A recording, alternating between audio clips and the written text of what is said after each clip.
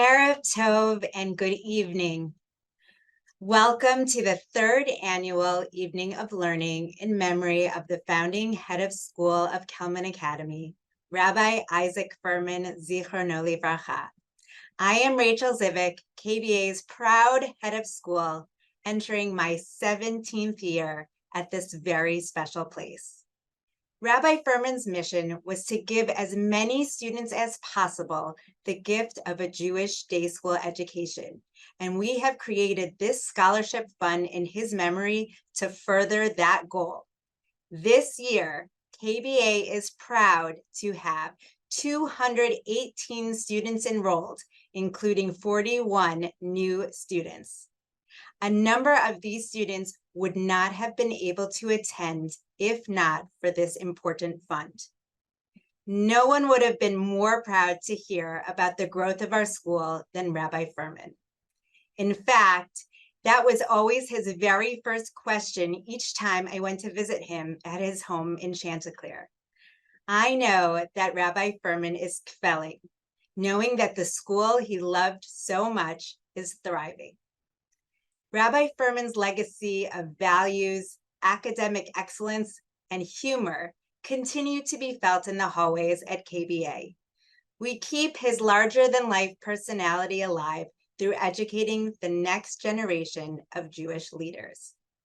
Our talented and dedicated faculty are truly the ones doing the sacred work of educating these future Jewish leaders, and we are honoring one of these beloved teachers this evening, Mora Leah Rozovsky. We are proud to be inducting Leah into the Rabbi Furman Legacy Society tonight. This society is intended to honor KBA teachers for 25 years or more of service to the school.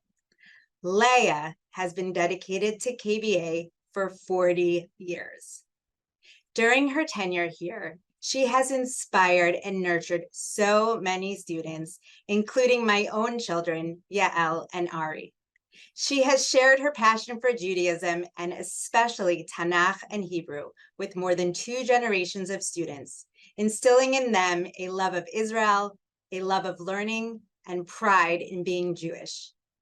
Leah is a teacher who goes above and beyond for her students, even inviting them into her own home for special treats. And she does the same for her colleagues, supporting, giving advice, and being a role model for all of us. And we couldn't be more proud to have Leah's great-grandchildren, Henry and Goldie, as students at KBA.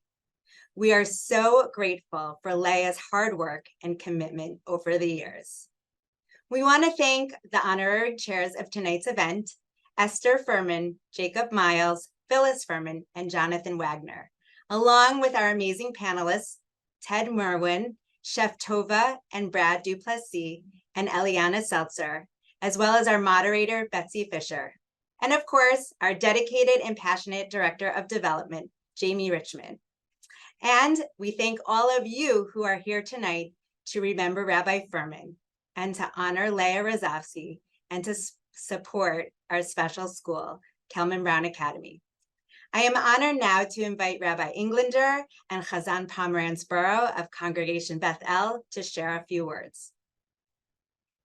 Rachel, thank you very much, and good evening, everyone.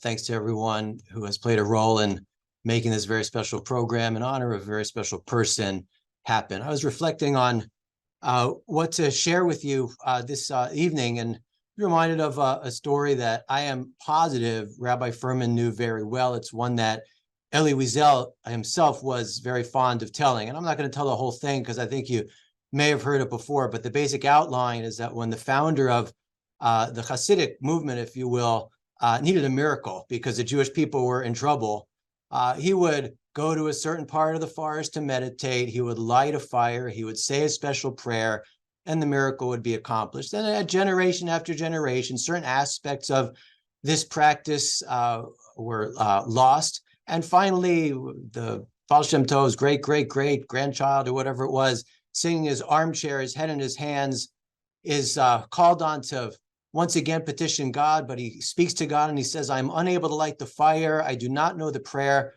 I cannot even find the place in the forest. All I can do is tell the story, and this must be sufficient. And this was indeed sufficient.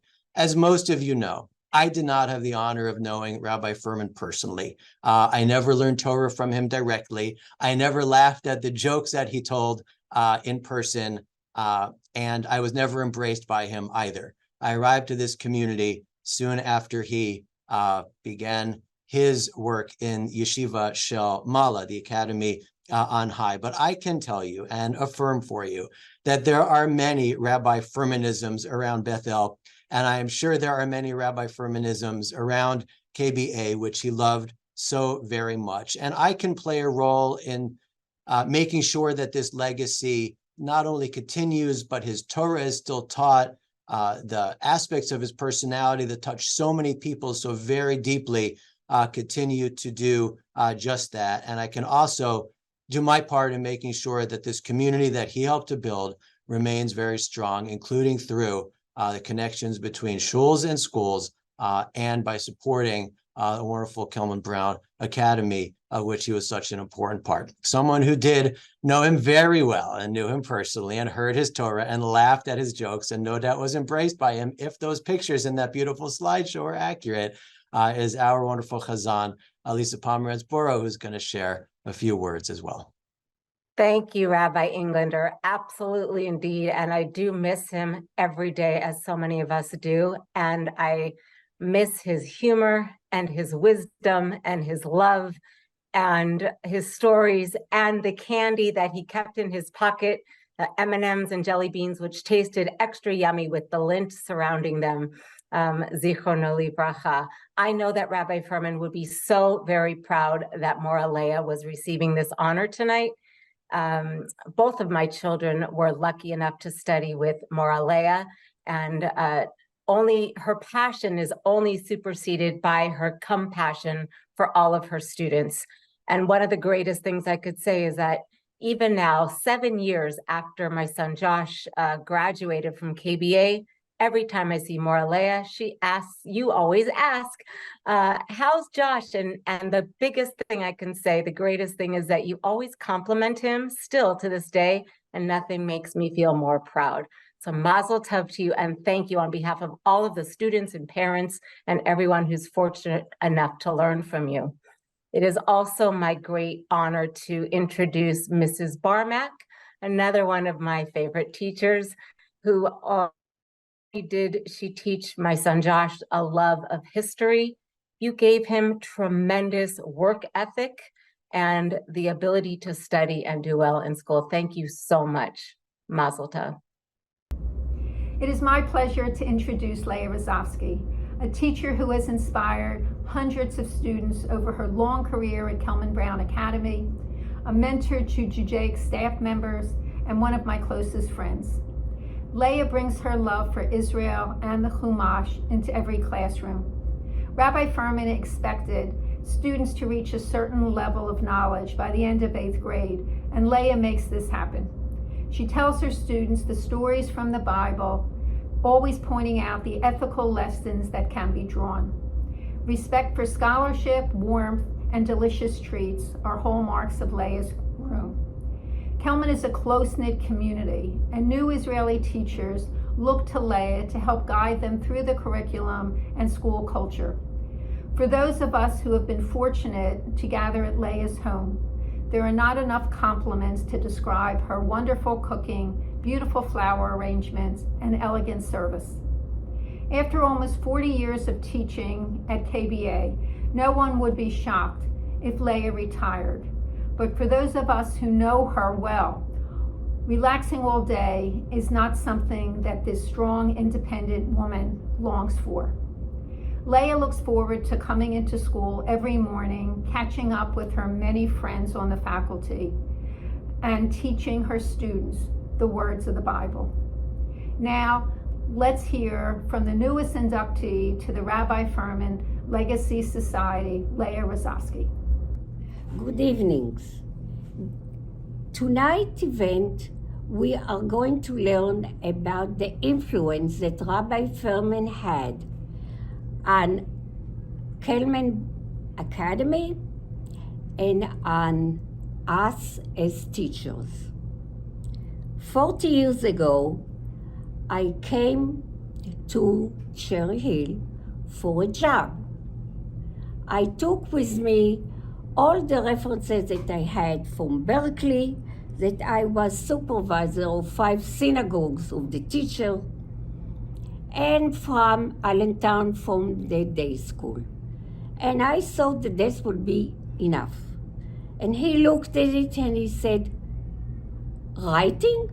I can also write. No, tomorrow you come, you give a lesson, and we'll see. I want you to give in Chumash, I want you to give in 5th grade, and I want you to give about the book of Joshua. I said, okay. I came the next morning prepared. He was in the room waiting for me. I gave the lesson. I didn't hear if it's good or bad, nothing. The only thing he told me, you are hired. He gave me a job in Kelman, he gave me a job in Beth El Hebrew School, and he gave me a job in the high school at night. And from this day on, we became very good friends. I loved to talk to him every day when I saw him about the portion of the week, about my subject I have to teach. And he was full of ideas and a great teacher. So our relationship was much stronger when my father came from Israel, and he invited him for breakfast. After the breakfast, that they were so enthusiastic about one another, how much they knew. He did not know that my father was a rabbi. And he said to me after, now I know from where you come from. And our relationship started to be a wonderful, wonderful relationship. Rabbi Furman knew all teachers in school. He knew all the kids.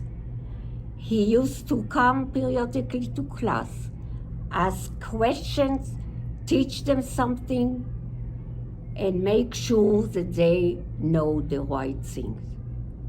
He was a wonderful teacher. And I enjoyed very much talking to him about my teaching. Rabbi Furman came to visit the classroom prepared to ask questions. So we had to know the subject very well. But we enjoyed him visit all the time. Kelman became the second home for me. I love to come in the morning, I love to see the children, and I love to see how they grow and understand and become wonderful, wonderful scholars. We teach them to be nice person. This is number one. And the best book to teach them, like Rabbi Furman said, is the Bible. So, I decided that when I was so friendly with him to suggest him what I did in the past. And I came over and I said, you know, in the past, I had a wedding in 5th grade. I did Havdalah in 3rd grade. I did cooking. And I did with the high school, Kabbalat Shabbat. He said to me, cooking in school? No. I said, Rabbi Brackman, who was my mentor, said, love and understanding of Judaism come from the refrigerator. Why don't you start to give me the permission to start it? Let's see. If it doesn't work, we'll not do it. And we start with the wedding in 5th grade, which is still today We start with the Havdalah in 3rd grade, and of course we have Kabbalat Shabbat, and also the cooking. We cooked a lot of things in our kitchen. For every holiday, something special. But when the corona started, we stopped. To make it more interesting, especially in 8th grade, I invited the rabbis from the community to talk to the kids, to give them more information and more understanding about who is a good leader in the time of the Bible and the time today. Why is Jerusalem so important to us from the 18th century till today? And also why King David is so beloved and King Saul was forgotten. The children enjoyed very much the talk that the rabbis came to talk to them, and they became richer in understanding and their knowledge. Thank you so much for this honor. It means a lot to me. And have a wonderful new year, healthy one and a happy one. Toda rabah to you, Moralea, and Mazal Tov on a very well-deserved honor. It's now my pleasure to introduce the moderator of our panel this evening, Betsy Fisher. Betsy Fisher's professional career is a varied one.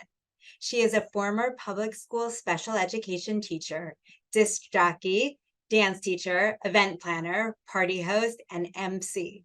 She is also a proud Zionist and works tirelessly for the Jewish National Fund, where she just completed her role as the founder and chairperson of JNF's Gaza Envelope Task Force. Through her volunteer visits to the Western Negev, she met Gadi Yarkoni, the current mayor of Eshkol Regional Council, who she believes has an amazing and inspirational tragedy to triumph story. In 2019, Betsy dismantled her disco ball and closed the funky doors of the Groove Lounge, her nightclub for kids, in order to write the biography of Mr. Yarkoni entitled, Even After Everything. After years of research, she hopes to publish the book sometime in 2024. Betsy is also the very proud wife of Peter and the mother of 3 incredible children. The Fishers are members of Congregation Beth El and knew and loved Rabbi Furman. Truth be told, what her children loved most about Rabbi Furman was his biggest asset, his wife, Mora Mali. And now I'll turn it over to you, Betsy. Thank you so much, Rachel. Thank you for the lovely introduction. I am honored to once again be included in an important and meaningful fundraising event for Kelman Brown Academy. As was mentioned, we are members of Beth El, and I have such a wonderful memory of Rabbi Furman. Almost exactly 22 years ago, when we were sitting Shiva for my father-in-law of blessed memory, we had this gorgeous tzedakah box on display in our family room. To me, it was a piece of art, and I never even considered putting any coins in it. When Rabbi Furman came into our home to lead the service, the moment he saw that box, he instinctively reached into his pocket and dropped a few coins inside. It was so unexpected, so kind, I'll never forget it. It is because of his generosity that we are all here this evening to support Kelman Brown Academy. Every dollar raised for this event will go towards the Rabbi Furman Legacy Scholarship Fund, which ensures that every Jewish child who wants a Jewish education can get one at Kelman Brown. This was his dream, and it is our top priority to continue to fulfill this dream for years to come. Later on, there will be an opportunity to click on a link to make a donation. So far, we have raised $9,000. As Israelis say, let's make a target to reach 10,000 by the end of the night.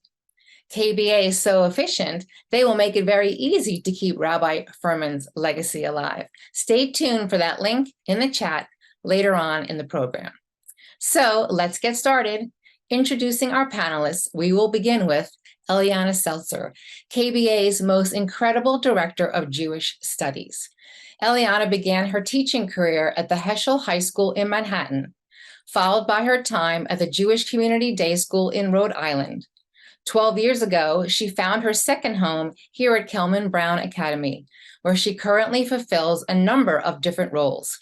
She's the 5th grade and middle school Jewish studies teacher and leads tefillot with our students from Gan through 8th grade.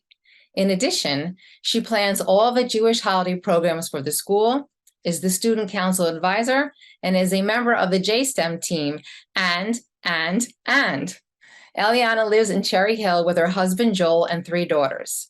Eliana has a daughter in KBA's 4th grade, one in KBA's 7th grade, and she has a freshman at Jack Barak Hebrew Academy. Welcome. Next, we have Ted Merwin. Ted Merwin taught religion and Judaic studies at Dickinson College in Carlisle, Pennsylvania, and now works as chief speechwriter for Jewish Federations of North America. He's the author of 2 books, Pastrami on Rye, which won a National Jewish Book Award, and In Their Own Image, New York Jews in Jazz Age Popular Culture. His articles have appeared in the New York Times, New York Post, New York Daily News, Newsweek, Washington Post, Haaretz, and many other newspapers and magazines. Ted lives in Baltimore with his wife, Andrea Lieber, and 3 daughters. Next, we have Chef Tova and Brad Duplessis. Chef Tova grew up in South Africa and completed her bachelor's degree in biology at the University of Houston. She attended the Culinary Institute of America in Napa Valley and received an associate degree in baking and pastry arts. She's worked in some of Philadelphia's top restaurants, including Zahav, Le Bec Fin, and La Croix. She rose through the ranks of management in these establishments, eventually landing the position of executive pastry chef at the prestigious Rittenhouse Hotel. She then established Essen Bakery in South Philadelphia. Since starting Essen Bakery in 2016, Chef Tova has garnered 4 James Beard nominations, and even more noteworthy, she beat Bobby Flay on the Food Network with her superlative Jewish apple cake. Brad Duplessis also grew up in South Africa and got his start in the wine industry as a cellar rat at one of Napa Valley's most prestigious boutique wineries. He then found a home in the winery tasting room, eventually working his way up to hospitality manager and then in the wholesale side of the wine business, selling premium wine to the best restaurants and wine shops on the East Coast. In his current role as Director of Sales and Education at kosherwine.com, he leads online interactive wine education classes and provides one-on-one consultation for customers. Brad and Tova live in Cherry Hill with their KB awesome daughter, who is in 3rd grade. Let's begin tonight's Q&A. Welcoming all the panelists. We'll start with our first question, which goes out to everyone. Question number 1. How do you define Jewish food? Ted, let's hear from you first. So first of all, I just want to say thank you for inviting me to be part of this program. It's really an honor. And I guess I've heard about Kelman Brown for so many years, mostly through the connections that I have with Camp Ramah, where I know Eliana from, because my wife is the Rosh Chinuch, the educational director at Camp Ramah in the Poconos. And I know so many of the kids who end up at Ramah come from Kelman Brown. It's really a very big honor for me to be here. So as far as defining Jewish food, I guess I'd like to kind of just take a step back for a moment and just say that I can't really think about food without thinking about food ways. Food ways have to do with all the ways in which we prepare and serve and eat food. And I often like to explain it in terms of, journalists are always taught that in the lead, in the first paragraph of a news story, that they have to sort of set out the basic facts of whatever the thing that they're writing about is. And so it's who, what, where, when, and how, right? And why, I guess, also. And so obviously what we're eating is very important, but I can't really think about it without also thinking about, with whom we're eating and where we're eating and how we're eating and why we're eating and so on and so forth. So for me, the Jewish food experience, like any food experience, is really constituted by all kinds of things that are part of the context of eating that food that I hope we'll be able to discuss tonight. Thank you. Tova and Brad? Yeah, that's an interesting one because I feel that with a lot of cuisines, like if you define a cuisine, you often define a group of people that live in a region that make that food. It's often the region that defines it. So you can identify ingredients and even cooking methods, because it will depend on, their agriculture, their climate, whether they need to use preservation methods or and what they were always able to access. But for Jewish food, Jews are spread across the diaspora. So you can't define about the food by the ingredients, the food itself. Or the location. Yeah. It's more defined by the people of each place.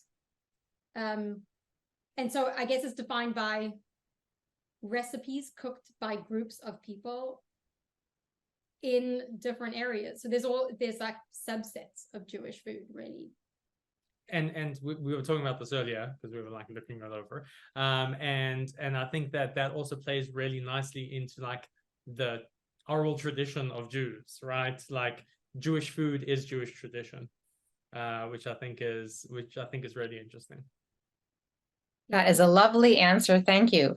Eliana, how do you define Jewish food? Well, thank you so much. As you learned in my bio, I'm a teacher, and so I need to have my whiteboard in order to be able to share a little bit about what it is that I'd like to be sharing with you all tonight. And so I thought about how do I answer this question about what Jewish food is? And I tried to channel Moraleia, as I do pretty much every day. I think about what would Moraleia do in this circumstance?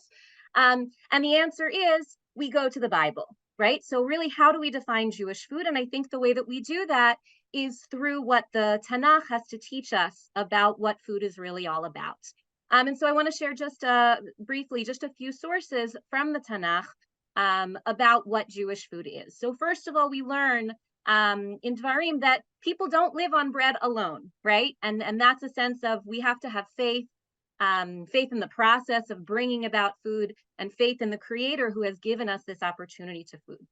Food also represents homeland, right? We can't think about Israel without thinking about Eretz Zavat Chalav Udvash, the land of milk and honey. And so food there is defined as the place where we come from and where we are always yearning to belong to and go back to. Food is also a form of tzedakah, right? That we set aside part of what we have in order to give to others. And it is so deeply ingrained in who we are as a Jewish people, this idea of tzedakah, not charity, but righteousness, right? Really telling us to be better and to be the kind of people that we aim and aspire to be. And we do that through giving to the needy. Food is also about gratitude, right? That we think about all that we have, all that we've been given, and we take that moment to thank God for those things. Finally, in one of the most famous stories that we can think of food in the Bible, right? We see Abraham, who's sitting in his tent looking to greet guests. And one of the very first things that he does is he says, "Come and eat," right? He welcomes in the angels who will soon be sharing some important information with him. So we know that food represents also the Jewish value of hachnasat orchim, welcoming. And finally, when we go to the Song of Songs, Shir Shirim, we know that food also is a representation of love, right? Like an apple among the trees in the forest. And so in all those different ways, food, yes, it nourishes our body physically, but in so many ways it nourishes our soul. And we've heard before about all of the lore of Rabbi Furman's jelly beans, of all of the treats that that Moraleia used to give out and continues to give to her students. And we know that Moraleia really does embody all of those different pieces, from faith to homeland, to love, to welcoming, to tzedakah, and to gratitude. And so I'm very grateful to be able to be here and share some Torah in honor of Moraleia. Wow. Eliana, what a beautiful and well-researched answer. Thank you. Question number 2 goes for Ted. According to your research, Ted, has the definition of Jewish food evolved over time? And if so, how? All right, so that's a very interesting and very complicated question. So first of all, but I want to just take off on what Eliana's beautiful PowerPoint, and just point out a couple of things that struck me while I was watching it. First of all, I think it's interesting that food does play such a big role in the Bible. It's definitely a major theme in the Bible, but I'm not sure whether that's actually Jewish food that is being served. I mean, because Abraham is serving the angels or whatever, or his guests, is it that Jewish food that he's serving, or is it just food that doesn't yet have a Jewish context to it? I think for me, as I start out by saying, it's the context that really, in many ways, is the most important aspect. The other thing that's very interesting, of course, about the Bible is that it's eating the forbidden fruit that ends up triggering the whole, sort of human story in the Bible. And so, even though food has a lot of positive kind of associations in the Bible, it has one very, very, very important sort of negative one, unless you don't see that as negative, which you don't necessarily have to see it as negative. I'm reading a lot of Harold Kushner lately and preparing for the high holidays and everything. And you don't necessarily have to see it as, in fact, we wouldn't be here, right? I guess you could say, if that episode hadn't happened. So food actually plays a really, I think, complicated role in the Bible. But the other thing that I think is interesting is that the rules about food in the Bible are very sort of skimpy.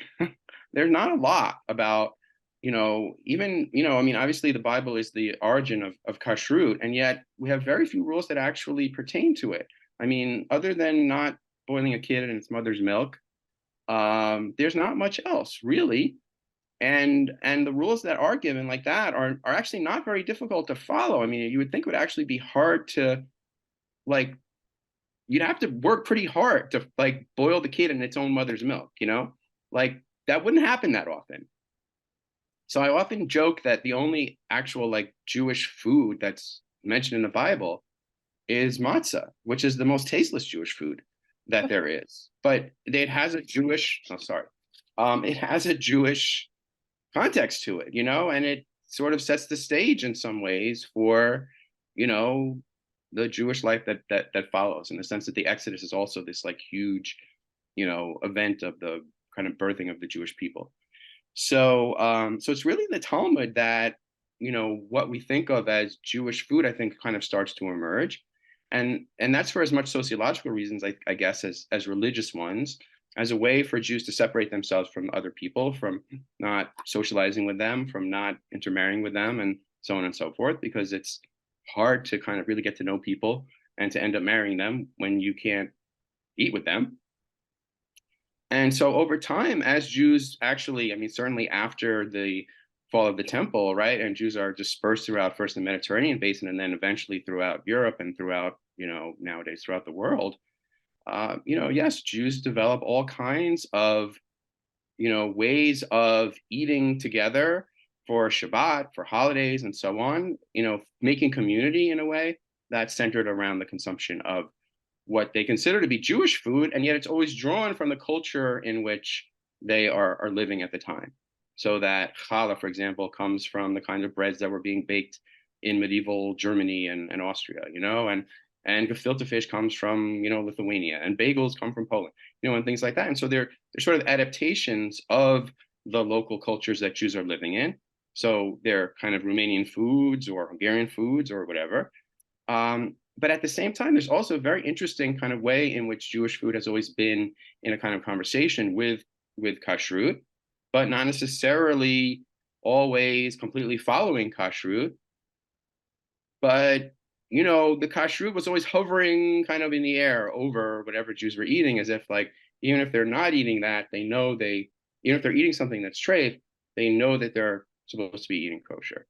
And then as time goes on, and certainly to sort of fast forward into the 20th century, let's say 21st century, for me, my interest in my work is not just in Jews eating with their eating at home, eating Shabbat and holiday and other meals, mostly in the context of their homes, but what happens when there start to be restaurants and takeout stores and places where Jews can get food that's prepared outside of their homes. And that becomes a really important source of Jewish food.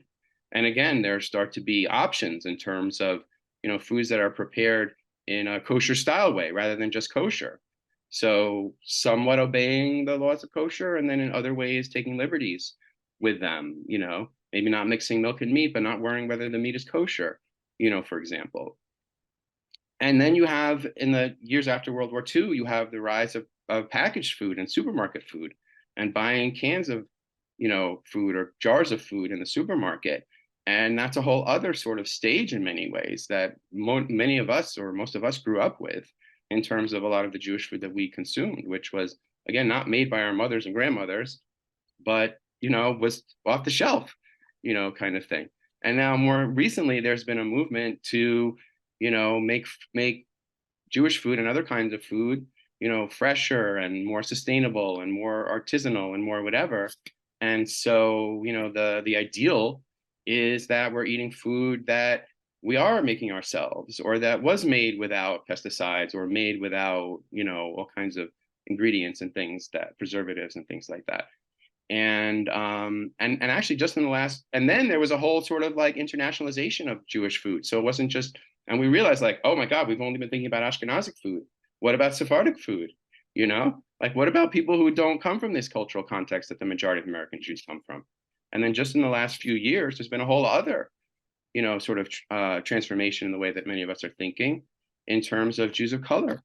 And what does it mean to, come from a Black and Jewish family, in which maybe you're making, black eyed pea hummus, or West African brisket, or you're coming from an Asian family in which you're making chicken with coconut milk on a Friday night, or something like that, and already it's like a whole other way of conceptualizing about Jewish food, depending on what backgrounds people come from and what relationships they have with it. I want to just end by saying something also, which is that this question about defining Jewish food, it sort of reminds me of, Ahad Ha'am's famous kind of dictum that, as much as the Jews have kept the Sabbath has kept the Jews. And I kind of like to do a little bit of the same logical, flipping with this idea of how Jews define Jewish food, and think about how we define our identity through Jewish food, how we define ourselves and what it means to be Jewish through our consumption of Jewish food. And I think that's something that we can talk more about if you want, but, it brings up this whole discussion that I find a fascinating one about sort of like religious versus secular in Jewish life, and how that pertains in particular to, to the realm of food. Such an interesting answer. Thank you so much, Ted. The next question, Eliana, is back to you. How do Jewish tradition and Jewish law, halacha, define Jewish food? Thank you, Betsy. And Ted, you shared so many interesting things that I was also planning on touching on. So I think we're really working in sync together.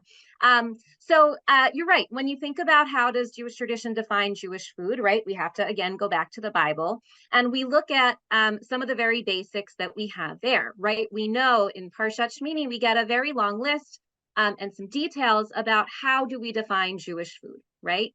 We know that animals need to have cleft hooves and chew their cud. Sea creatures, fish, need to have fins and scales. And birds, we don't really quite know. We know that there's a long list of ones that we can't eat. And we can try to extrapolate from that list exactly why those birds and not others. But the Torah never really tells us why specifically those and not others. And then, as Ted alluded to, right, we also have this very strange statement that comes up 3 times in the Torah. Lo tivashel gedi b'chalev imo, right? That you shall not boil a kid in its mother's milk. And I thought, Ted, maybe you were going to share the joke, right? But I'm sure that you're familiar with the famous joke that, God gives Moses the 10 commandments and all the laws from the Torah. And it says, Lo tivashel gedi b'chalev imo. And then so they come up and they say, oh, so that means that we have to wait 3 hours between meat and milk. And God says, no, Lo tivashel gedi b'chalev imo. And then they say, oh, so that means that we have to have a kosher symbol, a hechsher on everything. And God says, Lo tivashel gedi b'chalev imo. And then finally they come back and they say, oh, that means we need to have separate dishes and all the whole thing. And God says, all right, do it your own way. right? So whatever this lo tevashel gedi b'chalev imo means, right, it's definitely had a lot of genesis, it's had a lot of evolution over the course of the years, right, as we sort of deepen our understanding about what these norms really mean in terms of how do we keep kosher and what the expectations are. What I thought was also a really interesting cut into the question, though, was not just what is Jewish food, but really why. Why is this such an important piece for us? Why do we really keep these specific rules about what is kosher and what is not, right? And the Torah comes along and tells us that we do it because we need to be holy. V'yitem kadoshim ki kadosh ani. We need to be holy because God is holy, right? And there's something to do with whatever it is that we're putting into our mouths, the things that we're sustaining our bodies, right? That process needs to have an element of holiness to it. And more so, we are B'Tselem Elohim, right? Whatever it is that we're doing, we're really aiming to imitate God, and that we are aiming to be holy because God is holy as well. Rashi comes along and says, you know what? The reason for all of this, we have no idea. There are certain rules, chukim, that we have no understanding of what their purpose is. And some of these really are about obedience. The question is not why we do this, but the fact that I told you to do it. And if you do it, that shows that you care about what God thinks. Now, I'm sure that modern sensibility, there's probably a lot of people who are like, see how we feel about that one. But that's definitely one of the opinions about why we keep kosher, not because it has sort of deep-seated understandings, but because it's about doing what God said. Rambam says, basically, you are what you eat. One of the reasons why we keep kosher is because we don't want to be like, so again, back to the birds, right? They say that, oh, possibly the birds that we eat or that we don't eat are the birds of prey. So we don't want to be like animals who prey on others. And so we are, or don't be like a pig, right? So those kinds of feelings, right? So we are what we eat. We want to imitate only the right kinds of behaviors. Rashbam comes along and he also says, you know what? And some of us have heard this today, right? When we think about, kosher hot dogs and all that, that kosher food might actually be more healthy. And the flip side, right, that not eating kosher might affect our health detrimentally. And that's why it's considered to be impure. That maybe there's some sort of physical, actual benefit to what it is that we're eating. And maybe that's the reason why. A few more. Rabbi Nachman of Bratslav, we mentioned earlier, the Hasidim, right, that he views this not just as physical health, but about spiritual health. And we're thinking about our soul.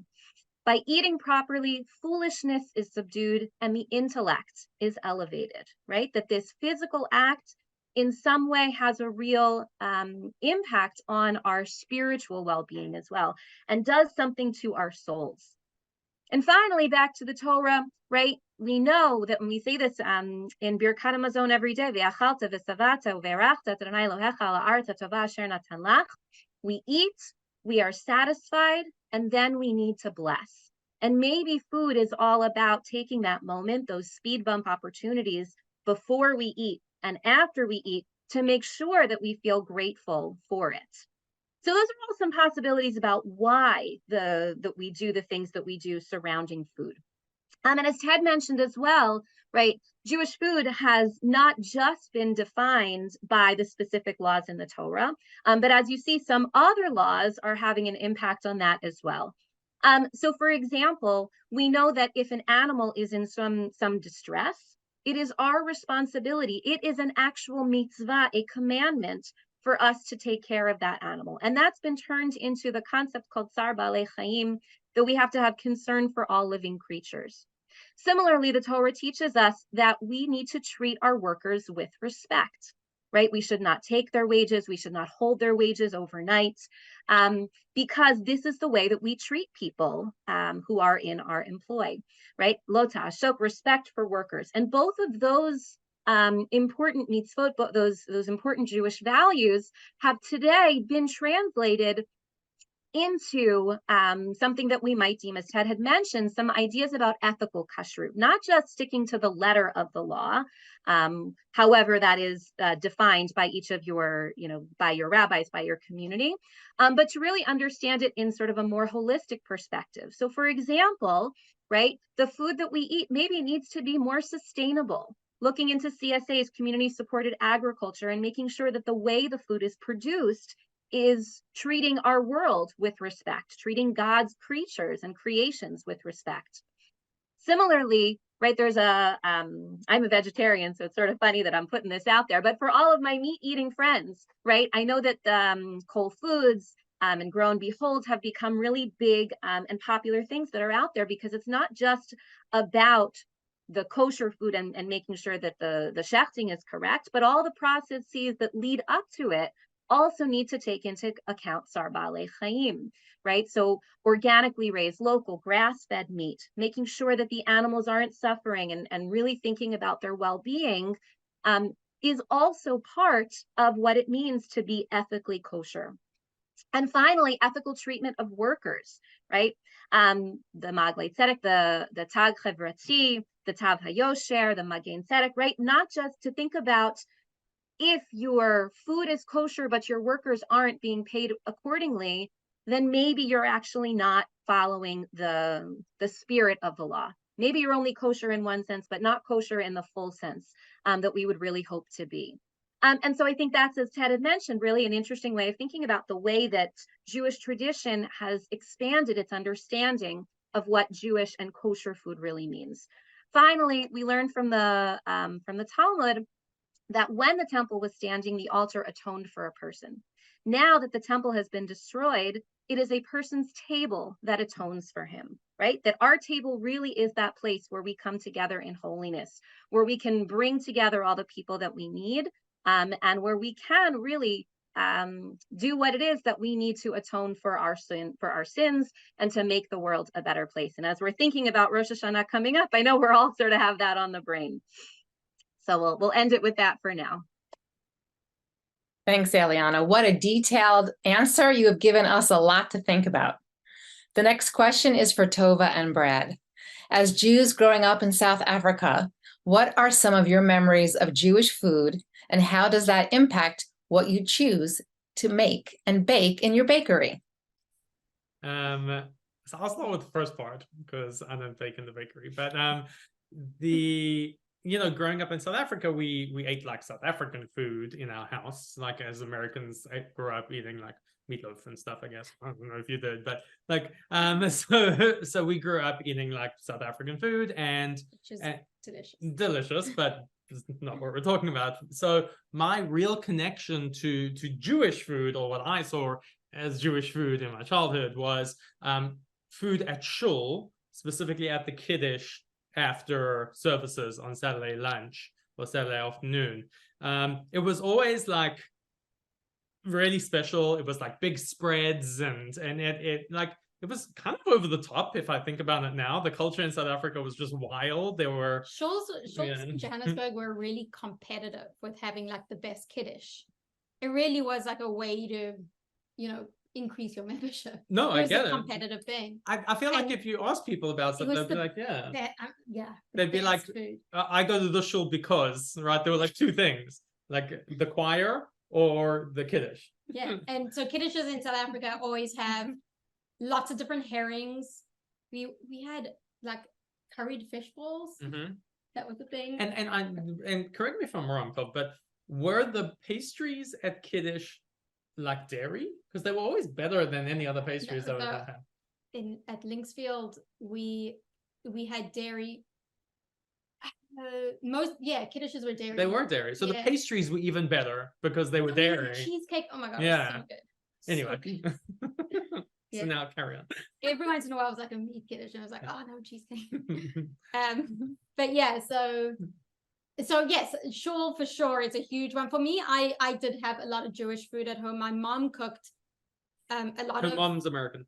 She's Canadian. Yeah,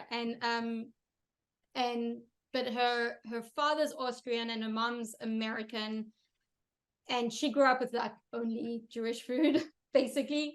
And she grew up with the more like bland versions, but she made incredible, like she's just a really good cook, and she really always wanted to make great versions of these foods. So these foods that get a bad rap, like gefilte fish. Oh my god, her chicken soup is like the best, like just totally like completely fresh and but rich and like all natural chicken soup is it's perfect.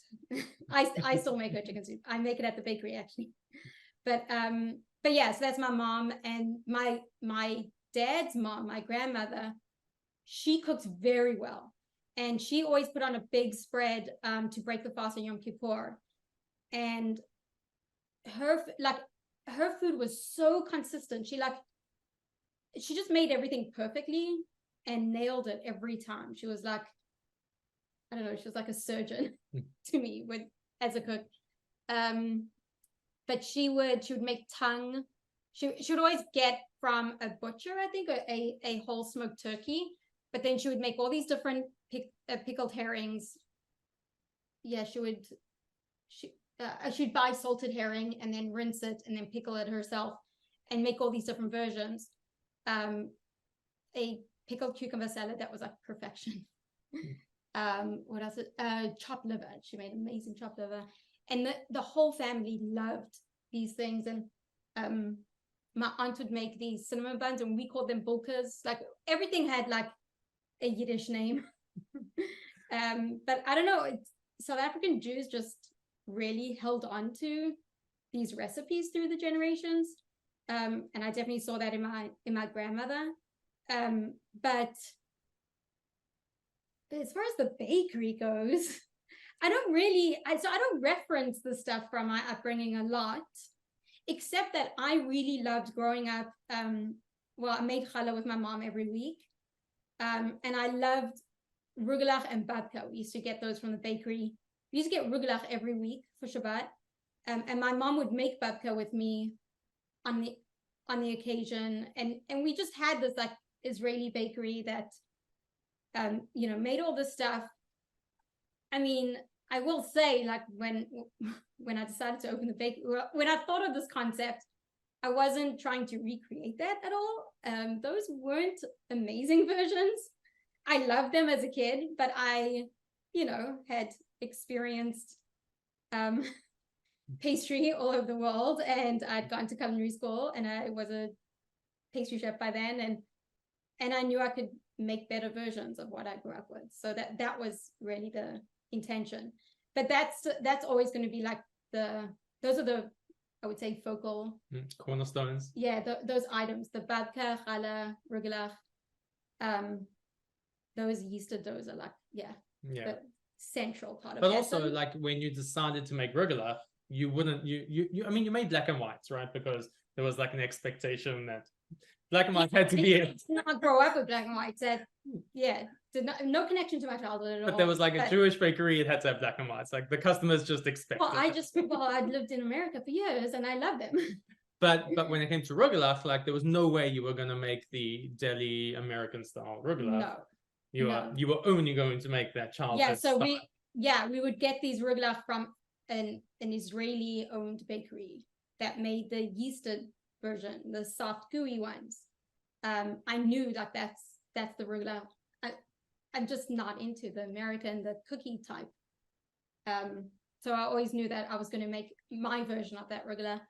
I think that as far as like those foods are really personal to me, and those flavors. Like I think of these like curried fish balls my mom makes.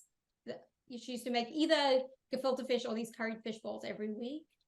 Those are the things that I'll make if I have like an opportunity, like something fun. If I do a dinner, for example, or I remember we cooked at the Bak Bar before we took over. Oh, that was South African foods that we did.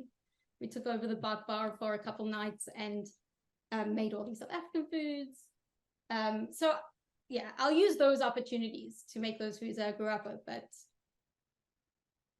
But in the bakery, I don't know, I try to round it out. And I mean, I want to have bagels. I want to have black and whites. Didn't grow up with that stuff. Understood. Thank you. I love the concept of South African synagogues trying to out-Kiddush each other. That's great. Okay, thank you. Eliana, back to you. As we are gearing up for the Jewish high holiday season, can you teach us about some of the Jewish symbolic foods that we eat during the holidays? Sure. So I always like to tell my students, when do we have a Seder, or ask them. And of course, they always say Passover. And I say, aha, so you thought. We're going to learn something new today. So yes, there are some very traditional foods that we know of for Rosh Hashanah, right? The round challah, that I'm sure Tova makes a delicious one. Right, we think about the round representing the new year, the new cycle. We dip the apples in the honey, right? Because we say, "Shetchadesh aleinu shana tova u'metuka kedvash." We hope that we will get a year that is sweet like honey. And it's also fairly widespread to eat pomegranates. Why do we do this? Because our tradition teaches us that there are 613 seeds inside of the pomegranate. And we say, Shnia Mileim mitzvot karimon, sheyirbu zechuyotenu karimon, that our deeds should be as numerous as the seeds inside of a pomegranate. Postscript, so every year with my students, I like to cut open a pomegranate and actually count them out and see if we can get to 613. And sometimes we get pretty close. So it's not unlikely, it's not impossible that there are 613 seeds inside of the pomegranate. But and for the ones who are a little bit more adventurous, there are some traditions to eat some fish heads and some fish. And the reason that we do that is we say Sheniel rosh v'lo lezanav, we should be like a head and not a tail, and Shenifre v'nirbek kadagim, that we should increase like fish. I was once at a Rosh Hashanah Seder where my cousin's husband did have a fish head, and it was a delicacy to eat the fish eyeball. That was not for me. So at my Rosh Hashanah Seder, we will be having the gummy versions of the fish in order to enjoy that as well. But as I mentioned, there is a tradition to have a Rosh Hashanah Seder. And as Ted was saying, right, this is more well known in the Sephardi communities, not as much in Ashkenazi circles, but hopefully, with the internet that's out there, people are becoming more aware of that.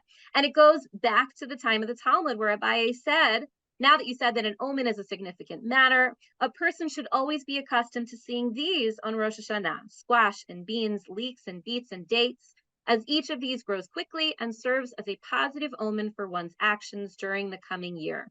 So there is a tradition to have dates. And as you'll see, each of these foods is considered to be part of a Hebrew pun. So the word tamar sounds like the word tam, and we say, She'itamu oivenu v'sonenu, we should end all the people who hate us. We eat rubia, small beans, possibly black-eyed peas, right? Because they relate to the word rav and lev, and we say, She'yirbu zechuyotenu uletelabevenu. You should increase our merits and you should hearten us, right? So all these become symbolic in their names. Similarly, karti, right? Leeks, she kartu avotenu v'sonenu, right? Cut down all the people who hate us. Beets, which is salka, we say she salku oivenu v'sonenu v'chol mevakshe ratenu. Again, make all those bad people and the bad things go away. Get rid of the haters. Kara sounds a lot like likra with an ayin and with an aleph, shetikra roag zardinenu and v'yikra'u lifanecha zchiyotenu. That our bad deeds, the evil verdict should be ripped apart and our merits should be announced before you. So all of these are part of the traditional foods. You can go online. This is just one of many examples to be able to find a Rosh Hashanah Simanim Seder to be able to eat all these special foods. So I encourage you and your families to try it out if you've never done it this year. And finally, I'm sure I can hear everybody groaning along with me, but since we're doing some puns, here are some English puns that you might want to add to your Rosh Hashanah Seder. Serving a piece of lettuce, half a raisin, and a celery stick, so that we should have a raise in our salary. Rolling with the punches, hearts of palm, that we should, take what's in our heart, whoever holds our hearts in the palms of their hand, take good care of them. Mustered our strength. Time to catch up with our family. Beat and squash the fears and prejudices. Celebrate the different Jews, get the juice thing, right? Be fair and just in our business deals. And finally, may we cherish every date and not rush to figure out the solution to every question, right? So I challenge you to come up with some of your own bad puns and be able to share those with your family at your Rosh Hashanah Seder as well. And just wishing everybody a Shana Tova U'Mitzuka year filled with sweetness and lots of delicious food. Thank you, Eliana, for a detailed answer. Again, I love the idea of cutting out the haters. Amen to that. Okay, next we have Tova and Brad again. Can you share a specific dish that you make for one of the Jewish holidays that you love? Yes, I want to share one of my favorite things, which is for this holiday, for Rosh Hashanah. It's a honey cake. I mean, I've only ever had like really dry, like unpleasant honey cake before, like that I've bought, or yeah. In South Africa, we would have honey cake for I think they were like store-bought versions. No, I never loved it. It was never good. But I decided, so I think it was probably my first year with the bakery. I wanted to make I think I was flipping through Al HaShulchan, one of those magazines, and it was years ago, and came across this recipe of honey cake that had grated apples and beer, like a dark beer, like Guinness, in the recipe, and I decided I'll just try it. That very traditional Jewish ingredient. Yeah. Guinness. Al HaShulchan is a great magazine. It's in Hebrew, so you have to translate it. Send your kids to KBA and then they'll help. Yeah, exactly. But I wonder if it would be nice if they made English versions. They have great recipes, and I really love that publication actually. But this was like probably 15 years ago. I came across this recipe, and I decided to try it, and it is so good. It's so like complex and deep, and the flavors are so interesting because there's the apple and the beer, but there's the spices and the honey, lots of honey. It's a very runny batter, but somehow it just bakes up perfectly. It's really fluffy, really moist, and it lasts for it easily lasts like a week. I think it's a cake you could probably age, kind of like a fruit cake or like a fine wine. But it's so delicious, and we sell at the bakery. It's we make a lot of them. It's also really hearty. Like you feel like it's substantial. Like you're eating something of substance when you eat it. Yeah, I just really love good. how like complex the flavor is. Yeah, and it's so appropriate and seasonal. Like people always just love the idea of honey things at this time of year. So a slice of that cake warm with vanilla ice cream on top is fire. It's really kind of reminds you of like a sticky toffee pudding. Yeah. So, That is a delicious answer. Thank you. Ted, are you with us? Thanks for your patience. In your book, you write about the Jewish Deli as an important gathering space for Jewish people. As demographics continue to change, what other places have replaced the deli as a Jewish gathering place? Why is this important or meaningful? And what does it say about our Jewish future? So this is really the question that I was left with when I finished writing my book, which is, since I focus so much on the role of the deli in Jewish life and in the sort of sustenance of Jewish community, I started to sort of wonder, as delis have declined as precipitously as they have, and there are relatively few that are left, and I think that they really became, particularly for Jews who were more secular, although as I mentioned before, I think we often draw a little bit of a false distinction between religious and secular Jews, as if, people who go to shul don't eat Jewish food or watch Jewish movies or TV shows or listen to Jewish music or whatever. And people who define themselves as mostly a-religious don't turn to religion at times in their life when, they're going through life cycle events and really want some connection, even if it's fairly fleeting, but want some kind of connection to religious traditions. But that said, I think there was a real impetus for the flourishing of the deli in the 1920s and 30s in New York and in other cities, because a lot of Jews were starting to define themselves as more secular. Fewer were keeping kosher. And yet they still lived in a mostly Jewish world. And a lot of that had to do with anti-Semitism and the fact that they weren't really permitted to live in the neighborhoods that they wanted to live in, or go to Ivy League universities, or belong to country clubs, or whatever, or vacation in hotels that they wanted to go to. And even for me, growing up in the 70s and 80s, basically, I mean, my grandparents, who I spent a lot of time with, they weren't particularly religious. They went to synagogue on the high holidays, and that was pretty much it. They didn't really keep kosher in terms of like buying kosher meat or anything like that, but they would never eat milk and meat together, for example. They would never eat pork or shellfish. They would never go on vacation other than to the Catskills in the summer and to Miami Beach in the winter. I mean, that was just, they lived in a very Jewish world with very Jewish attitudes and very Jewish,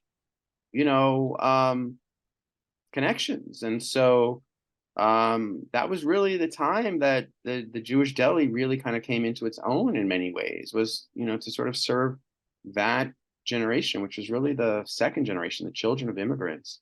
And now we're at the fifth or sixth generation. And I do really wonder about this. I wonder for my kids, two of my three kids are at college now. And I wonder how involved that, they really are with Hillel or with Chabad or, other Jewish options. And I see also I live in a very Jewish suburb. I've lived in mostly Jewish communities for most of my life. I grew up in Great Neck. I moved after college to the Upper West Side, and then we moved to Riverdale.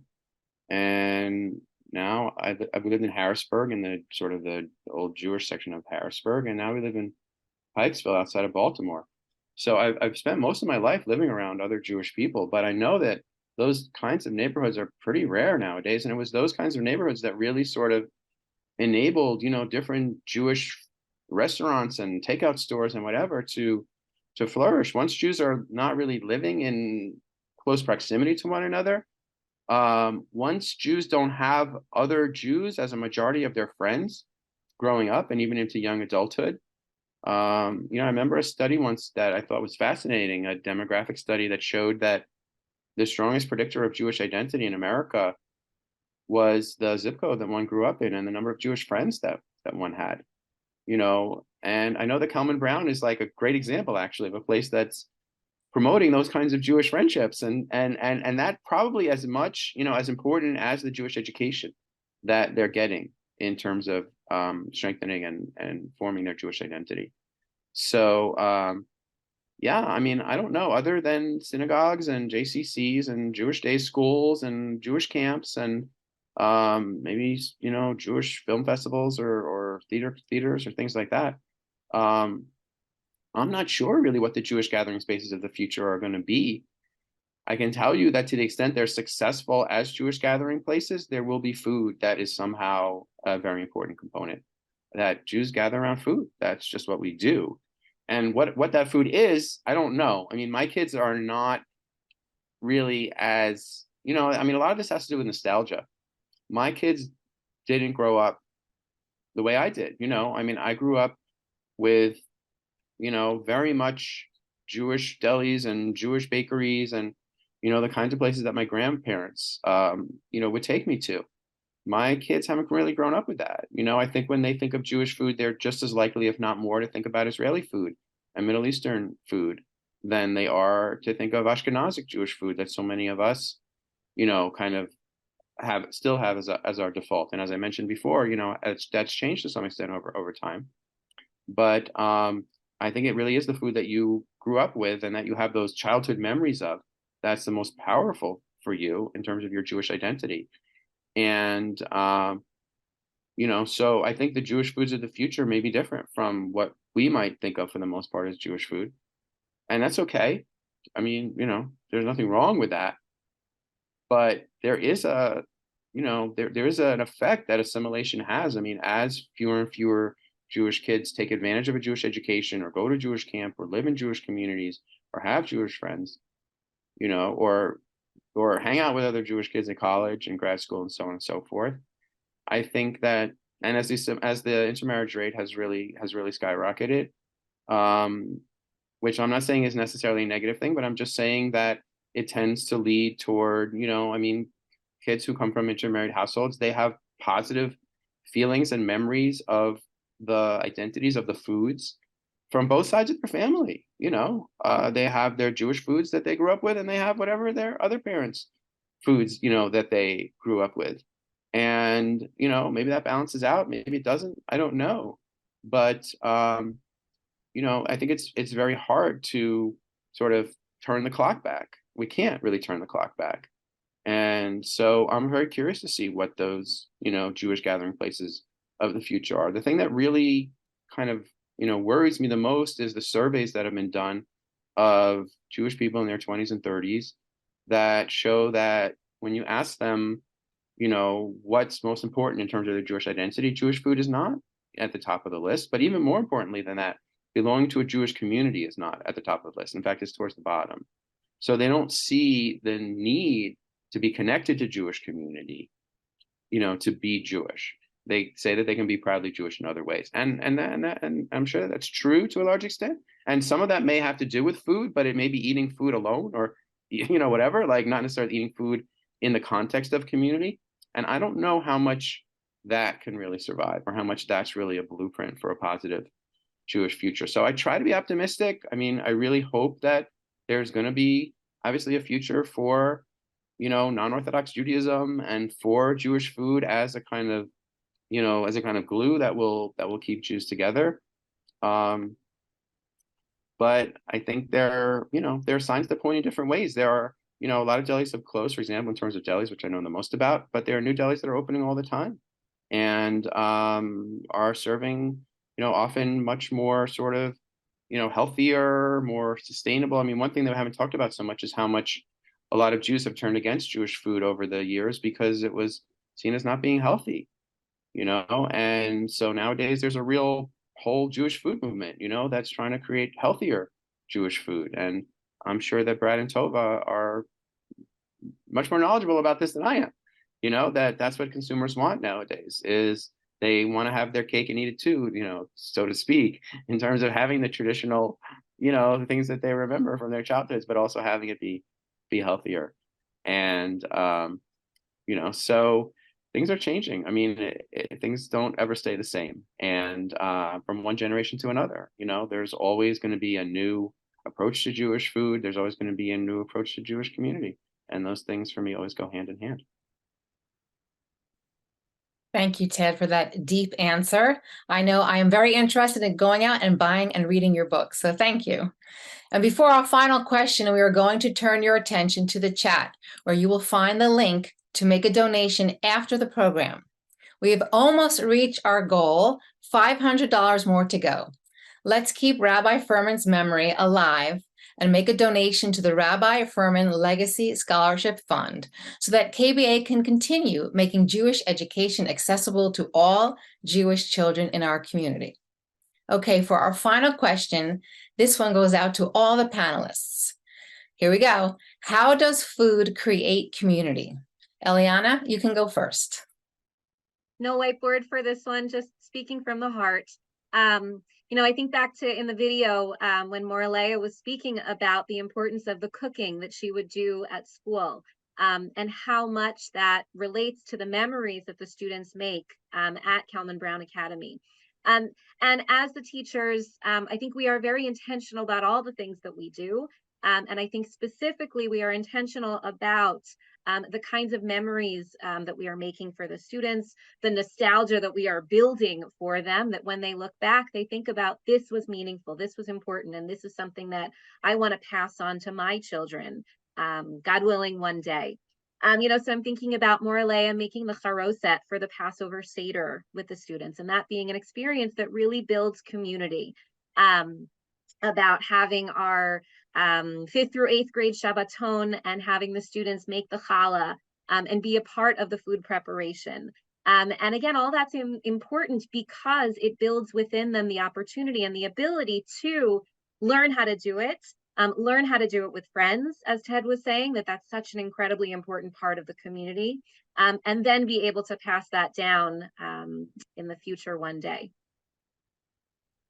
Thank you. Tova and Brad, how about you? So I have a really perfect story about how food creates community. And it's about a Jewish immigrant who's a pastry chef. And she lives in South Philly. And there could be other Jews there, or maybe not. She has a couple Jewish friends there, but you know, she lives a pretty secular life and married to a dashing prince. And opens this tiny little bakery in South Philly on the commercial, on the main stretch there. And yeah, I mean, people just showed up. And funnily enough, I feel that it was actually surprising to me in the beginning how many people showed up that were Jewish and lived in South Philly. Like it just like, made those people come out. And I used to joke about how they're like coming out of the cracks. And so I'm meeting all these other Jewish people. And my goal was never to create a place for Jewish people at all. And I didn't. And that's kind of part of what I love about it too. But the idea was to create community, to provide these really perfect, delicious baked goods, provide this, great experience, eating something that maybe you either haven't eaten in a long time or you've never had before, and having like, such a good version of it, and then wanting to incorporate that into your life, like in a regular way. And that's, and I feel like that's what I accomplished with Essen, is people wanted to keep coming back. They wanted to create ritual out of this cute little space. So we very, very quickly had a lot of regulars. People who came for a challah every Friday, but people who came for their cup of coffee every morning, maybe with a pastry, a bagel and a coffee. To me, that's what's special about this business, and it's really the reason that I created it. And it's what I intend to do with my second location now, which is a lot bigger. But I really want to create a space where people want to be over and over again. And it's a place where you're buying food that was cooked by someone right there, your neighbor. It's a local business instead of, going to Dunkin' Donuts. And you're bumping into your friends, you're seeing your neighbors. To me, those spaces create community. Thank you. Thank you so much. And last but not least, Ted.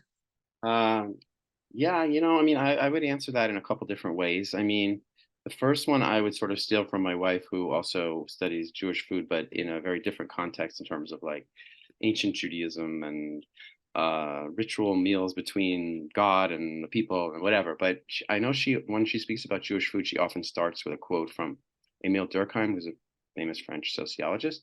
And he talks about how when we eat food together, if we're eating the same food together, the food actually remakes the substance of our bodies, right? When we eat food, it like changes our bodies, right? I mean, and so in a sense, we're becoming more together, we're more similar to one another just by virtue of sharing a meal together. So that's something that I often think about. The other thing that picks up on what Brad and Tova just said is that sometimes I think that we do need to sort of shift the focus a little bit when we talk about food and community, from the food that we're eating to the community that we're in the sense of one way of defining Jewish food, for example, that we haven't really mentioned yet, is just by saying it's whatever Jews eat, So for example, the famous case of, New York Jews eating Chinese food on Christmas, right? Which has now spread, and it's not just in New York. But that's not eating quote unquote Jewish food, right? But it became a custom that Jews would go out to Chinese restaurants on Christmas Eve, and they'd be with other Jews, and they would sort of feel like they were, kind of doing something Jewish because there were only Jews in the restaurant because everyone else was home celebrating Christmas. And I think that's sort of an interesting way of thinking about it. Maybe the food itself matters less than Jews actually finding a way to be together. That is so interesting. I love it. For me personally, food creates community by bringing people together, as you just said. Our house in Ventnor came with a huge square dining room table that easily accommodates 16 people. I swear the house was originally built around that table. While my family is not particularly observant, we do love to host summer Shabbat dinners around that table. By serving fresh challah from the Chabad down the street, offering every woman her own Shabbat candlesticks to light, and serving my delicious brisket and my daughter's scrumptious plum crumble for dessert, everyone loves this gathering. We've even hosted Gentile friends whose favorite part of the evening was listening to all the Sabbath prayers. So now, as we near the end of our program, we have just a few minutes for questions and answers. And the first question that came in is, aren't many Jewish foods simply adaptations of local foods? So I'm going to let all of you weigh in on that. Ted, you take it away first, please. I think that's basically true. I think I mentioned that earlier, that, foods that Jews ate came from the places that they lived in. But I think it does beg the question. In America, for example, what are they adaptations of in terms of, American food? I don't know. If you see a hot dog, for example, as to some extent an American Jewish food, then is it an adaptation of something from America? Is it a German thing? I don't know. I think that, because America never really, this is a debate, but because you could say that America never really developed a distinctive cuisine of its own, unlike a lot of other places. Do Jewish foods that develop in America, are they developing from America, or are they coming from farther back? Are they coming from other countries? Are they coming from other periods in Jewish history? I don't know the answer to that. I think it's an interesting question. Eliana, how about you? And then I think it's an interesting thing to say, not specifically about Jewish food, but how Jews relate to culture in general, right? So last year's Rabbi Furman event, we talked about the Sanhedrin and Jewish law, and I remember, to honor Ellen Barmack, we talked about Hammurabi's Code and how there are similarities between that and what we find in the Bible, right? An eye for an eye and a tooth for a tooth, and so I think there's just a lot of osmosis that goes on about food, about culture, about morals, about norms, when you're living amongst other people. And I think what would be interesting to think about, right, we as Jews, we're so proud to say that we were the ones who had the 10 Commandments and Judeo-Christian values, how that sort of come out from the Bible, and to think about how perhaps Jewish foods or how Jewish culture has impacted others as well, not just us taking in, but all the things that we've given out. Thank you, Brad and Tova. I think this is super interesting because I find, I think back to that formative Jewish food that I used to have, which was like old world, Ashkenaz food. And I came to America and tried to have those same foods, and they weren't the same. And I realized, specifically herring. Herring is a huge deal in South Africa, but it is sweet. No matter what herring you try, it is sweet. They add a lot of sugar, and that comes from the traditional African cuisine that has a lot of sugar and dried fruit added to it. There's this thing called, we call it Danish herring. Yeah. It's like a tomato saucy herring, but it has proper fruit in it, like apples and raisins and stuff. Super good, but sweet. And it's so funny because it's the opposite. We took local ingredients and styles and applied that to the old world Jewish foods, right? So it's kind of a switch on that, Jewish foods or adaptations of local. Yeah. So I don't know. I always thought that was interesting. You have any insight into it? No. Only a South African knows what Danish herring is. Yeah. And it's always my favorite. Yeah. It's weird. Maybe you can start selling it. Yeah. Okay, thank you. And we have time for one more question. I'm excited to hear what you guys think. What is your favorite Jewish food? Eliana, let's start with you. Challah, signature food.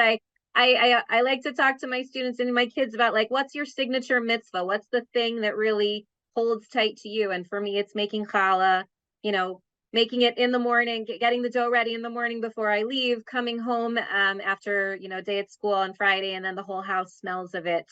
That is one of those, it just touches your soul. It's delicious. It's incredibly meaningful. And, you know, literally feels like a gift when you're giving it to everybody else. So 100% challah.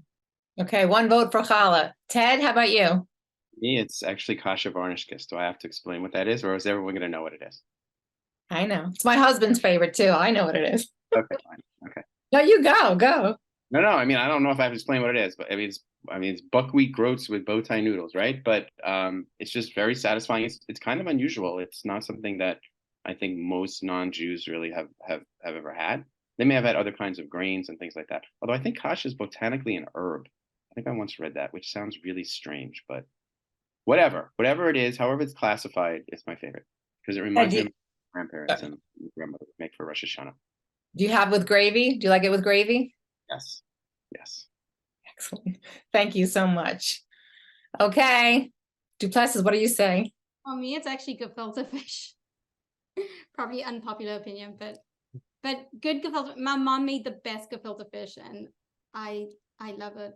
And it has to be with horseradish on top. But not just horseradish, crane. Crane. Yeah, crane. Proper crane with the beaches. Mhm. But my favorite, and I'm surprised she didn't go here, very surprised, is latkes.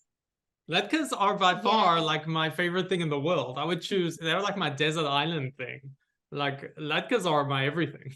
No, I'll actually crave gefilte fish. Okay. It's a good thing you're not on the Newlywed Show because you would have lost that point. Well, that ends our program for the night, folks. Thank you to the wonderful, amazing panelists for taking the time to be part of the Rabbi Furman Evening of Jewish Learning. And thank you to all the foodies out there who came to watch the program. And big mazzels to Leah Rozovsky, such a well-deserved addition to the Rabbi Furman Legacy Society. If you'd like to watch the gorgeous Rabbi Furman and Leah Rozovsky slideshow again, feel free to stay on to catch it one more time. Shana Tova to all, and to all a good night.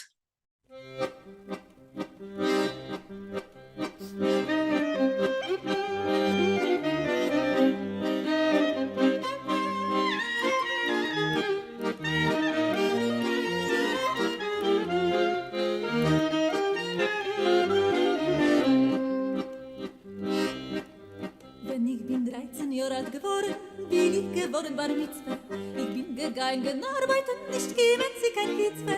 Sie Kitzwe bin ich gekommen, nicht so das viel gehabt. Der Schatten hat mir den Kopf verdreht mit verluchten Jahr.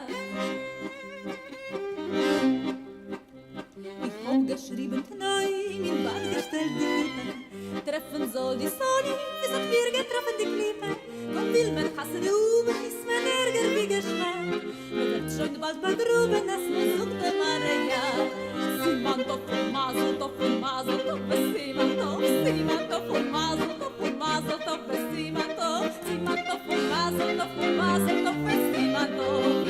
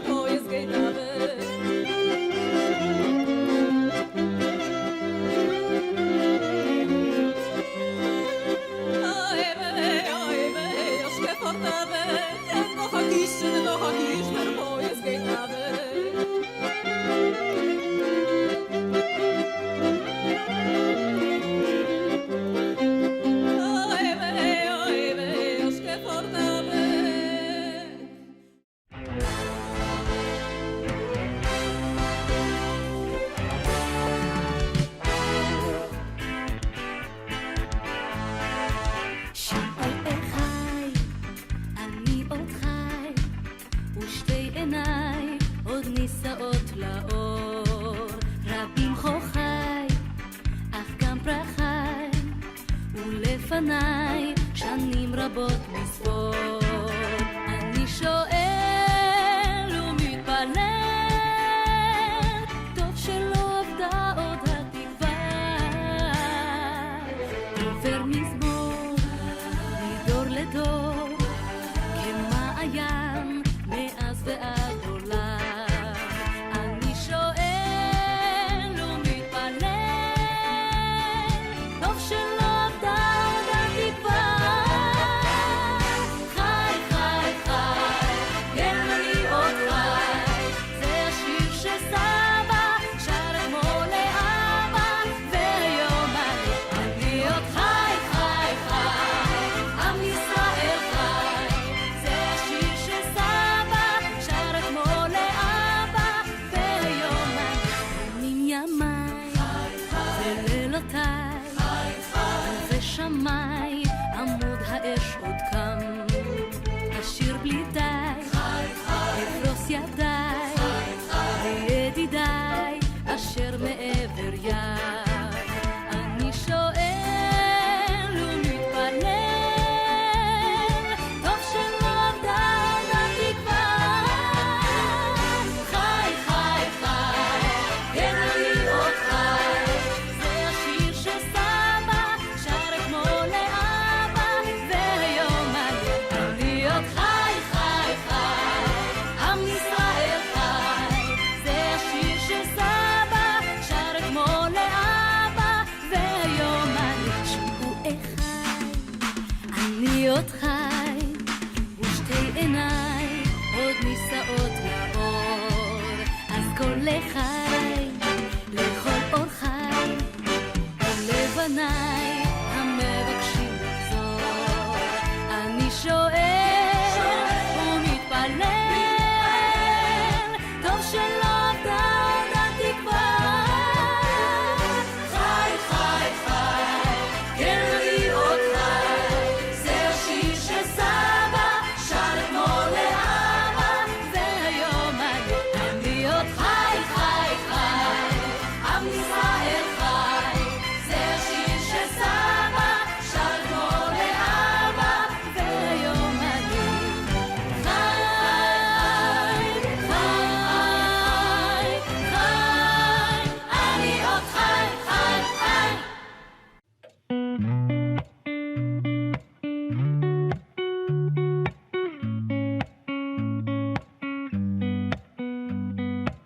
הגיע הזמן להתעורר, לעזוב הכל, להתגבר, לשוב הביתה, לא לחפש מקום אחר. הגיע הזמן להשתנות, גם אם פספסנו תחנות, אפשר לרדת, יש רכבת, חזרה לשכונות. הכל אפשר רק אם נרצה, המחפש תמיד מוצא, גם אם הוא נמצא אי שם הרחק בקצה. דלתות שמיים לא ננעלו, כשהבן קורא הצילו, אבא שבשמיים מגיע אפילו שעשינו משהו רע. הוא מוחל וסולח, מושיט ידו לעזרה, ונותן ברחמיו את הכוח לתקן ולשוב אליו.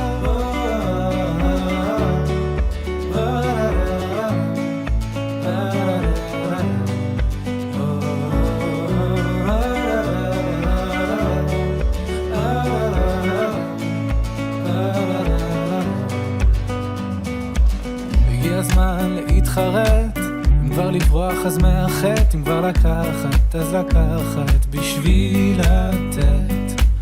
וזה הזמן להתקרב, לא לפחד מהכאב, ואם לתת אז כבר לתת מכל הלב. הכל אפשר רק אם נרצה, המחפש תמיד מוצא, גם אם הוא נמצא אי שם הרחק בקצה.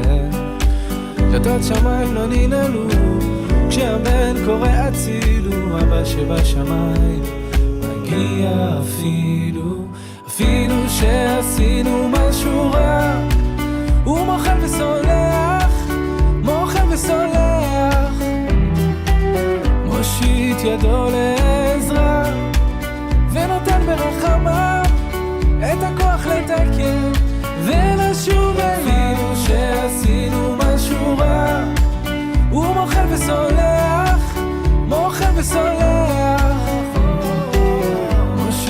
ידו לעזרה, ונותן ברחמה את הכוח לתקן ולשוב אליו.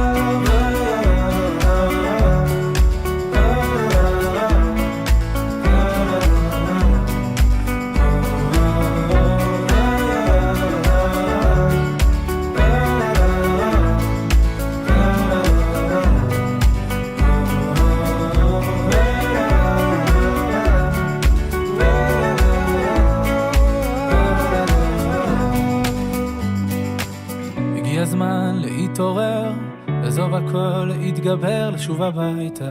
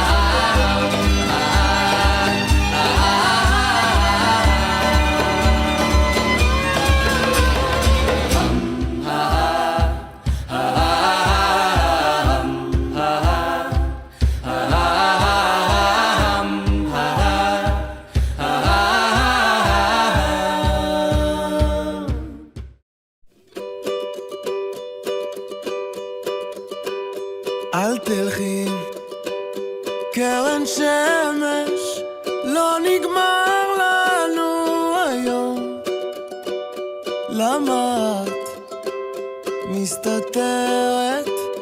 עננים בכל מקום, אל תבכי כמו הגשם, לא חבל על הדמעות. יד חמה מבקשת לחבק אותך שעות. אשים שירים שאת אוהבת, אתן לך יום להירגע.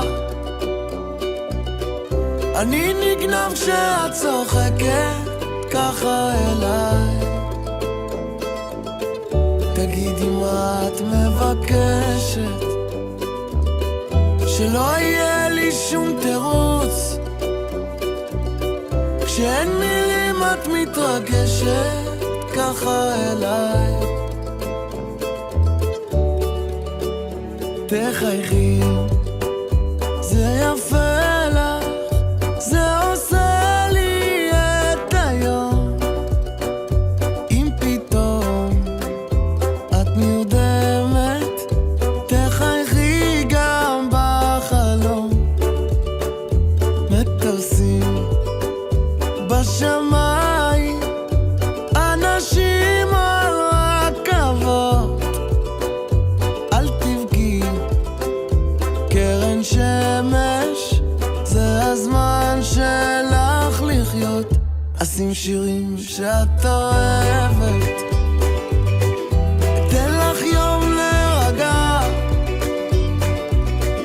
אני נגנב כשאת צוחקת ככה אליי. תגידי מה את מבקשת, שלא יהיה לי שום תירוץ. כשאין מילים את מתרגשת ככה אליי.